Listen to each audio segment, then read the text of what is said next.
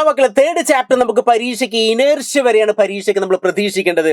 അതുകൊണ്ട് തന്നെ inertia base ചെയ്തിട്ട് നമുക്ക് ചെറിയ പോയിന്റുകൾ പഠിക്കണം. ഇനേർഷ്യ ജഡത്വം എന്ന് പറഞ്ഞാൽ രണ്ട് ടൈപ്പാണ്.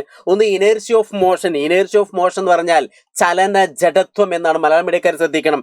ഇനേർഷ്യ ഓഫ് റെസ്റ്റ് ആണ് നിശ്ചല ജഡത്വം എന്ന് ഓർത്തിരിക്കുക. അപ്പൊ അതിന് എപ്പോഴും എക്സാമ്പിളുകൾ വരും. ഇനേർഷ്യ ഓഫ് റെസ്റ്റും ഇനേർഷ്യ ഓഫ് മോഷൻ നമുക്ക് കുറേ പോയിന്റുകൾ തന്നിട്ട് നിങ്ങളുടെ ക്ലാസിഫൈ ചെയ്യാൻ പറയും, തരംതിരിക്കാൻ പറയും. അത് തന്നെയാണ് പരീക്ഷയ്ക്ക് എപ്പോഴും നമ്മൾ പ്രതീക്ഷിക്കേണ്ടത്. അപ്പൊ ഇവിടെ മാവിൻ കൊമ്പ് കുലുക്കി കഴിഞ്ഞാൽ മാങ്ങ ഞെട്ടറ്റ് വീഴുന്നൊക്കെ ഏതാണ്?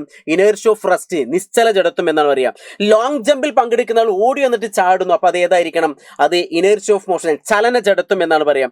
ഇനി അതുപോലെ തന്നെ ബസ് പെട്ടെന്ന് സ്റ്റാർട്ട് ചെയ്യുമ്പോൾ നമ്മൾക്ക് എന്ത് വീഴാനായിട്ട് പോകുന്നു അല്ലെ, ബാക്കിലേക്ക്, അതൊക്കെ ഏതാണ്? ഇനേർഷ്യ ഓഫ് റെസ്റ്റ് ആണ്. നേരെ ബസ് സ്പീഡിൽ പോകുന്ന സമയത്ത് പെട്ടെന്ന് ബ്രേക്ക് ചെയ്ത് നമ്മളെല്ലാവരും ഫ്രണ്ടിലേക്ക് പോകുന്നു, അതേതായിരിക്കണം? ഇനേർഷ്യ ഓഫ് മോഷൻ ആണ്. അപ്പൊ ഇങ്ങനെ, അല്ലെങ്കിൽ സീറ്റ് ബെൽറ്റ് ധരിക്കാതെ വാഹനങ്ങളിലൊന്നും പോകാൻ പാടില്ല എന്നൊക്കെ പറയുന്നത് ഈ ഒരു പോയിന്റിനെ ബേസ് ചെയ്തിട്ടാണ് ഓർത്ത് വയ്ക്കുക. അപ്പൊ ഇനേർഷ്യ ഓഫ് റെസ്റ്റും അതേപോലെ തന്നെ ഇനേർഷ്യ ഓഫ് മോഷനുമാണ്. അപ്പൊ ഈ ഒരു കാര്യം ജസ്റ്റ് ഓർത്ത് വയ്ക്കുക. അപ്പൊ ഇനേർഷ്യയുമായി ബന്ധപ്പെട്ട് ഈ ഒരു ചോദ്യം നിങ്ങൾ പഠിച്ചു വെക്കണം.